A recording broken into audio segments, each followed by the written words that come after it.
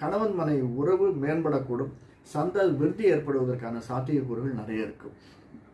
இதுல முக்கியமா பார்க்கணும்னா விசாகம், அனுஷம், கேட்டை 3 நட்சத்திரங்கள். விசாகம் குருவனுடைய கால், புனர்பூசம், விசாகம், புரட்டாது, அந்த குரு தான் 7ஆம் வீட்டில் இருக்கார். அதனால அவருடைய பயிற்சிக்கு அப்புறமா நிச்சயமாக இந்த ஒரு வருடம் அவருடைய பார்வையோடு இருக்கிறது. விசாக நட்சத்திரக்காரர்கள் கேட்கவே வேண்டாம், குருவனுடைய அனுகிரகம் நமக்கு நிறைய இருக்கிறது.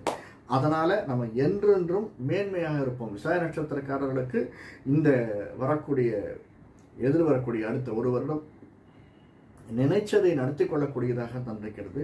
ஆனாலும் அந்த குரு சுக்கிரனுடைய வீட்டில் இருக்கார். அதனால சில செலவுகள் அதிகமாகிறதுக்கு சான்ஸ் இருக்கு. சார் நல்ல செலவு தானே, ஒரு வீடு வாங்கணும் அப்படின்னா அதுக்குரிய அட்வான்ஸ் பே பண்ணணும், லோன் வாங்கணும், அது நமக்கு ஒரு செலவில் வரவு, அப்படிதான் எடுத்துக்கணும். வேற ஒரு இடத்துல கடன் வாங்கி ஒரு வீட்டுக்கு அட்வான்ஸ் கொடுத்து